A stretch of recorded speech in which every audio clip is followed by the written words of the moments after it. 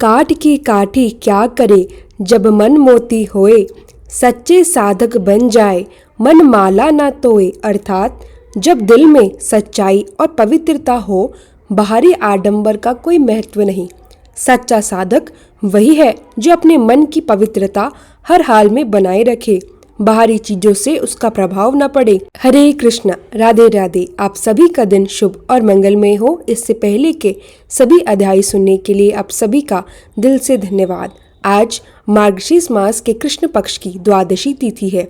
अब सुनिए मार्गशीर्ष मास महात्म्य का 12वां अध्याय। अपनी प्रियतम राधिका को समझाने के बाद जब भगवान श्री कृष्ण ने सभी देवी देवताओं को निर्देश दिया, तब नारद जी ने पूछा, हे महाभाग्य, कृष्ण का जन्म बहुत बड़ा पुण्यदायक और उत्तम है। वह जन्म, मृत्यु और जरा का नाश करने वाले हैं। इसलिए हे मुनिवर, आप इस प्रसंग को विस्तार से समझाइए।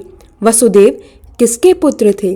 देवकी किसकी कन्या थी? देवकी और वसुदेव अपने पिछले जन्मों में कौन थे? उनका विवाह कैसे हुआ? कंस ने देवकी के 6 पुत्रों को क्यों मारा और श्री हरि का जन्म किस दिन हुआ? यह सब मैं सुनना चाहता हूँ, कृपया करके बताइए। तब श्री नारायण कहने लगे, हे महर्षि, महर्षि कश्यप ही वसुदेव हुए थे और देव माता अदिति देवकी के रूप में आई थी। पूर्व जन्म के पुण्य के कारण ही उन्होंने श्री हरि को पुत्र के रूप में पाया। देवमण द्वारा मरीषा के गर्भ से महान पुरुष वसुदेव का जन्म हुआ। उनके जन्म के समय देव समुदाय ने आनक और दूंदुभी नामक बाजे बजाकर बहुत आनंद किया। इसलिए वसुदेव को प्राचीन संत महात्मा दुंदुभी भी कहा जाता है। यदुकुल में आहु के पुत्र श्रीमान देवक हुए थे। वे ज्ञान के समुद्र कहे जाते थे। उन्हीं की पुत्री थी देवकी। यदुकुल के आचार्य गर्ग जी ने वसुदेव और देवकी का विधि पूर्वक विवाह कराया था। देवक ने विवाह के लिए बहुत सारा द्रव्य और विभूषण इकट्ठा किए। सहस्त्र घोड़े, सहस्त्र स्वर्ण पात्र, वस्त्र, आभूषण और अनेक ब्राह्मण दुलार। देवी की सुंदर, गुणी और श्रेष्ठ कन्या थी। रूप और गुण की निधि। जब वसुदेव देवकी को रथ पर लेकर प्रस्थान कर रहे थे, तब कंस भी प्रसन्नचित्त होकर साथ चल पड़ा। उसी समय आकाशवाणी हुई, राजेंद्र, क्यों इतना हर्ष कर रहे हो? सुनो, तेरा विनाश तेरी बहन के 8वें पुत्र से होगा। यह सुनकर महाबली कंस क्रोध से भड़क उठा, तलवार उठाई और देवकी का वध करने की सोचने लगा। वसुदेव ने उसे समझाने का प्रयत्न किया। कहा कि राजन, तुम नीति नहीं जानते। यदि किसी के 8वें गर्भ से तुम्हारी मृत्यु होनी तय है, तो बहन को मारकर तुम पे क्या लाभ? किसी का वध करने से भारी पाप लगता है। स्त्री का वध ब्रह्मा हत्या के समान है। यह तुम्हारी बहन है, तुमने उसे पाल पोषित किया है, इसलिए दया करो और उसे ना मारो। मैंने कहा, यदि तुम चाहो तो 8वें गर्भ का पुत्र मैं तुम्हारे हवाले कर दूंगा। उनसे तुम्हें कुछ भी अधिक प्रिय नहीं होगा। वसुदेव की बात सुनकर कंस ने देवकी को छोड़ दिया। वसुदेव देवकी को लेकर घर लौटे। देवकी के गर्भों से क्रमशः जो 6 संतानें हुई, उन सभी को वसुदेव ने कंस को सौंप दिया, क्योंकि वे वचनबद्ध थे। और कंस ने उन बच्चों को मार डाला। 7वें गर्भ पर योगमाया ने उस गर्भ को खींचकर रोहिणी के गर्भ में डाल दिया। उसी से भगवान अनंत प्रकट हुए और फिर 8वां गर्भ आया, जो वायु से भरा हुआ था। 9 मास बीतकर 10वां मास आने पर भगवान ने उस गर्भ पर विशेष दृष्टि डाली। देवकी का सौंदर्य और तेज बढ़ गया। कंस ने देखा कि देवकी का मुख और नेत्र खिलखिला उठे हैं। योग माया जैसी ज्योति चारों ओर फैली हुई है। उसने भयभीत होकर समझा, इसी गर्भ से मेरी मृत्यु होगी। इसलिए कंस ने विशेष सावधानी से दोनों की रक्षा करना आरंभ कर दिया। उन्होंने 7 द्वार वाले भवन में वसुदेव और देवकी को रखवाया। 10वें महीने के पूरा होने पर जब गर्भ वायु से पूर्ण हुआ, तब सर्वोत्कृष्ट शुभ मुहूर्त आया। उस समय सर्व शुभ ग्रह उपस्थित थे। रोहिणी नक्षत्र और अष्टमी तिथि संयोग से जयंती योग बना। फलतः जन्म का अत्यंत शुभ समय प्रकट हुआ। अर्घ चंद्रमा उदित हुआ और सारे ग्रह अपने शुभ भाव में होकर उपस्थित हुए। पृथ्वी, ऋषि मुनि, देवता, गंधर्व, किन्नर सब प्रसन्न थे। अप्सराएं नृत्य करने लगी। उस सूतिका गार में जहाँ नवजात आता है, वहां जय जयकार, शंखानंद और हरि कीर्तन बज रहे थे। तभी देवकी प्रस अवस्था में पड़ी गर्भस्थ परमेश्वर का जन्म होने का समय आया। वसुदेव ने भजन स्तोत्र करके अग्नि आदि व्यवस्था करके ब्राह्मणों को बुला लिया। मध्य रात्रि के 7 मुहूर्त बीते और 8वां मुहूर्त आया। आधी रात के समय वह दिव्य शुभ लग्न आया। इस लग्न पर केवल शुभ ग्रहों की ही दृष्टि थी। तब रोहिणी नक्षत्र और अष्टमी के संग भगवान श्री हरि का जयंती योग संपन्न हुआ। उस समय वसुदेव और देवकी ने गर्भस्थ परमेश्वर को देखा। उन्होंने बड़ी ममता और श्रद्धा से उनकी स्तुति की। देवताओं ने पुष्प वर्षा की और बारंबार प्रणाम किया। जो पुरुष प्रतिदिन प्रातः मूल श्लोक के 42 नामों का पाठ करता है, वह श्री हरि का भक्त बनकर मनवांछित फल पाता है, ऐसा वर्णन हुआ। देवता अपनी स्तुति करके चले गए और वहीं भीषण वर्षा हुई। मथुरा नगरी गहरी निंद्रा में डूब रही। रात के 8वें मुहूर्त पर भगवान श्री हरि ने देवकी के हृदय कमल में पूर्ण रूप से अवतरित होकर दिव्य रूप धारण किया। उनका शरीर अद्भुत मनोहर था। 2 भुजाएं, मुरली, कानों में मकरकृति कुंडल, मुख पर मधुर मुस्कान, सब कुछ अलौकिक सुंदरता में दिखाई दे रहा था। पीतांबर और कौस्तुभ मणि ने उनकी शोभा और बढ़ाई। वह किशोर खुशी रूप में शांत और भक्तों पर अनुग्रह करने वाले दिखाई पड़े। वसुदेव और देवकी ने आंखों में आंसू लेकर उनके चरणों में नतमस्तक होकर स्तुति की। वसुदेव बोले, हे प्रभु, आप सर्वव्यापी और अविनाशी हैं। आपकी स्तुति कहाँ से की जाए? आपकी महिमा का वर्णन करना तो बहुत मुश्किल है। हमारे जीवन की यही प्रार्थना है, आप इस दिव्य शरीर को छोड़कर शिशु का रूप धारण कर लें, ताकि जो भी इस स्तुति को तीनों संध्या, प्रातः, दोपहर और संध्या में पढ़े, वह आपके चरणों का सेवक बन जाए, उसे विशिष्ट भक्ति और मनवांछित फल प्राप्त हो। भगवान श्री हरि ने कहा, हे वसुदेव, तुमने तब से भी बड़े पुण्य पाए हैं। तुम पूर्व काल में प्रजापति कश्यप थे और यह माता अदिति तुम्हारे साथ थी। उस तप के फल से तुमने मुझे पुत्र रूप में मांगा था।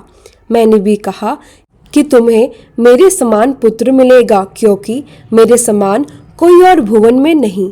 अंततः मैं स्वयं तुम्हारे पुत्र रूप में प्रकट हुआ हूँ। अब जल्दी चलो, तुम इसे लेकर ब्रज में जाओ, यशोदा जी के घर में रख दो और वहां से उस माया को, जिसे मैं तुम्हारे यहाँ रख रहा हूँ, ले आओ। इतना कहकर श्री हरि शिशु के रूप में परिवर्तित हो गए। वसुदेव ने नन्हे शिशु को देखा। वह नग्न और शांत निद्रित पड़ा था। वसुदेव ने जल्दी से सोई हुई यशोदा और नंद के घर गए। वहां सब शांत और गहरे निंद्रालु थे। नंदग्राम में जब वसुदेव अंकित अवस्था में पहुंचे तो देखा कि एक सुशोभित नग्न कन्या भी वहीं पड़ी है, जिस पर गौर श्लेष जैसी कांति थी और वह मंद मुस्कान लिए आकाश की ओर देखी जा रही थी। वसुदेव ने सोचा, ये कैसी दिव्य कन्या है। वैसे गोद में लेकर सावधानी से मथुरा की ओर चल दिए। जब वसुदेव मथुरा पहुँचे तो देवकी के सूतिकागार में उन्होंने उस कन्या को सुला दिया। वह कन्या जोर से रोई। उसकी रोशनी ने सारे रक्षक उठा दिए और द्वारपाल जाग गए। कंस के निकट पहुंचकर उन रक्षकों ने उस कन्या को दे दिया। कंस ने भी उसे देखकर दया न की। वह क्रूर हृदय का था। उसने बालिका को मारने के लिए उठाया, परंतु वसुदेव और देवकी ने विनती और प्रेम से कहा, राजन, यह बालिका हमारी बेटी है। तुमने पहले हमारे 6 पुत्रों का वध किया, अब इस पर तो दया करो। कंस ने कहा, मैं नष्ट करने वाला हूँ। विधाता कभी भी तिनके से पर्वत को भी हिला सकता है। किसी नन्हे से भी मेरा नाश हो सकता है, इसलिए मैं इस बालिका को भी मार दूंगा। पर उस समय एक आकाशवाणी हुई, हे कंस, मूर्ख मत बनो। तू फंसा हुआ है। तेरा नाश किसी बालक से होगा, किसी बालिका से नहीं, परंतु वही बालक कहीं और उत्पन्न हो गया है। समय आने पर वह तेरे सामने प्रकट होगा। यह सुनकर कंस ने उस कन्या को नहीं मारा और उसे छोड़ दिया। वसुदेव और देवकी ने वह कन्या पाकर उसे अपने सीने से लगा लिया और उसे पुनः जीवन समान मानकर पाल लिया। वही कन्या बाद में एकांश के नाम से जानी गई। उसका संबंध पार्वती के अंश से बताया गया है। वह कन्या बाद में शंकर के अंश रूप में महर्षि दुर्वासा के पास दी गई और आगे का इतिहास भी वही बताता है। इस प्रकार वसुदेव ने अपने नन्हे श्री कृष्ण को गोपनीयता से यशोदा नंद के घर पहुंचाया और वहीं छोड़कर मथुरा लौट आए। साथ में वह माया बालिका भी ले गए। बाद में कंस ने उस माया बालिका को मार डाला, परंतु वास्तविक बालक श्री कृष्ण को वह मार नहीं सका, क्योंकि श्रीहरि स्वयं दिव्य थे। श्रीहरि का शरीर मनोहर और अलौकिक था। श्याम मधुर मुरली वाला पीताम्बर धारण किए हुए, माथे पर मोर पंख, कौस्तुभ मणि और वनमाला, सब कुछ दिव्य शोभा देता है। उनकी चाल, बोल, मुद्रा, कपोल सब भक्तों का मन मोह लेने वाली थी। वह किशोर अवस्था में ही ब्रह्मा और शिव के अत्यंत प्रिय थे। वसुदेव और देवकी ने भाई भतीजेवश बहुत प्रेम और श्रद्धा के साथ उनका स्वागत किया। वसुदेव ने जो स्तुति वचन कहे, उन वचनों का फल आज भी भक्तों पर मिलता है जो हरि का स्मरण करते हैं। भगवान ने वसुदेव को आश्वासन दिया कि वे तप और भक्ति के फलों से पुत्र रूप में प्रकट हुए हैं और अब वसुदेव को शीघ्र ही ब्रज में जाकर श्री कृष्ण को यशोदानंद के यहाँ रखाना चाहिए। वसुदेव ने वही किया और भगवान ने देखा कि जिस घर में वह बढ़ेगा वहाँ वह अति प्रेम पूर्ण वातावरण के साथ बाल्य लीला करेगा। वहाँ वह गोपों के संग बांसुरी वादन, रास विलास, माखन चोरी जैसी अद्भुत लीलाएं करेगा। सब भक्तों के कल्याण के लिए कथा का यही सार है कि श्री कृष्ण का जन्म न केवल व्यक्तिगत मुक्ति का कारण है, बल्कि जगत के कष्ट और बंधन को नष्ट करने वाला, धर्म की पुनः स्थापना करने वाला और भक्तों को मुक्त करने वाला अवतार है। वह अनेकों प्रकार के दैत्य राक्षसों का दमन करता है, जैसे बकासुर आदि, और भक्तों के कष्टों का निवारण करते हैं। उनका चरित्र दीन हितकारी है। सुदामा के दुख से लेकर भक्तों के जेहन की हर पीड़ा को मिटाने तक इसके बाद कथा में बताया गया है कि किस प्रकार श्री कृष्ण ने अनेक नामों, अनेकों लीलाओं और अनेकों शत्रुओं का विनाश किया और गीता के ज्ञान को प्रसारित किया।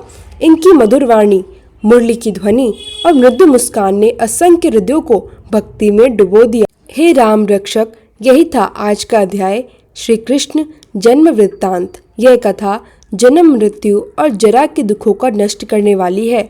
हरे कृष्णा। आज के अध्याय में बस इतना ही। इसके आगे की कथा आप सभी कल के अध्याय में सुनेंगे। अब सुनिए श्री कृष्ण चालीसा का पूरा पाठ। बंशी शोभित कर मधुर, नील जलत तन श्याम, अरुण अधर जनु बीम्ब फल, नयन कमल अभिराम। पूर्ण इंद्र अरविंद मुख, पीताम्बर शुभ साज, जय मनमोहन मदन छवि, कृष्ण चंद्र महाराज। जय यदुनंदन जय जगवंदन, जय वसुदेव देवकी नंदन, जय यशोदा सुत नंद दुलारे, जय प्रभु भक्तन के दृक्तारे। जय नट नागर नाग नथैया, कृष्ण कन्हैया धेनु चरैया। पुनि नख पर प्रभु गिरवर धारो, आओ दीनन कष्ट निवारो। वंशी मधुर अधर धरि तेरी, होवे पूर्ण मनोरथ मेरो। आओ हरि पुनि माखन चाखो, आज लाज भारत की राखो। गोल कपोल चिंबुक अरुणाड़े, मृदु मुस्कान मोहिनी डारे। रंजित राजीव नयन विशाला, मोर मुकुट वै जंती माला। कुंडल श्रवण पीत पट आछे, कटी कीकड़ी काचन काछे। नील जलज सुंदर तनु सोहे, छवि लखी सुरनर मुनि मन मोहे। मस्तक तिलक अलक घुंघराले, आओ कृष्ण बांसुरी वाले। करी पय पान पुत नहीं तार्यो, अका बका कागा सुर मार्यो। मधुवन जलत अग्नि जब ज्वाला, भे शीतल लगती है नंदलाला। सुरपति जब ब्रज चढ़्यो रिसाई, मसुर धार वारी वर्षा आई। लगत लगत ब्रज चहन बहायो, गोवर्धन नख धारी बचायो। लखी यशोदा मन भ्रम अधिकाई, मुख मह 14 भुवन दिखाई। दुष्ट कंस अति उधम मचायो, कोटि कमल जब फूल मंगायो। नाथ काली ही तब तुम लीने, चरण चिन्ह दे निर्भन कीने। करी गोपिन संग रास विलासा, सबकी पूरन करी अभिलाषा। केतिक महा असुर संहरायो, कंसी केस पकड़ी दे मार्यो, मात पिता की बंदी छुड़ाई, उग्रसेन कह राज्य दिलाई, मही से मृत चहो सुतलायो, मातु देव की शोक मिटायो, भौमासुर मुर दैत्य संहारी, लाए शतदस सहस कुमारी, दे भीणी तिर चीर सहारा, जरा सिंधु राक्षस कह मारा, असुर बकासुर आतिक मार्यो, भक्तन के तब कष्ट निवार्यो, दीन सुदामा के दुख टार्यो, तंदुल तीन मुठ मुख डार्यो, प्रेम के साग विदुर घर मांगे, दुर्योधन के मेवा त्यागे, लखी प्रेम की महिमा भारी, ऐसे श्याम दिन हितकारी, भारत के पार्थ रथ हाके, लिए चक्र कर नहीं बलता के, निज गीता के ज्ञान सुनाए, भक्तन हृदय सुधा वर्षा आए, मीरा थी ऐसी मतवाली, विष पी गई बजाकर ताली, राणा भेजा साप पिटारी, शालीग्राम बने बनवारी, निज माया तुम विधि दिखायो, उड़ते संचय शकल मिटायो, तब शत निंदा करी तत्काला, जीवन मुक्त भयो शिशुपाला, जब ही द्रौपदी टेर लगाई, दीनानाथ लाज अब जाई, तुरत ही वसन बने नंदलाला, भड़े चीर बे अरिमु काला, असनाथ के नाथ कन्हैया, डूबत भवर बचावत नैया, सुंदर दास आसुरधारी, दया दृष्टि की जय बनवारी, नाथ सकल मम कुमति निवारो, समूह बेगी अपराध हमारो, खोलो पट अब दर्शन दीजे, बोलो कृष्ण कन्हैया कीजे। यह चालीसा कृष्ण का पाठ करे और धारी, अष्ट सिद्धि नवनिधि फल लेहि पदारथ चारी, बोलो कृष्ण कन्हैया लाल की जय, राधा रानी सरकार की जय।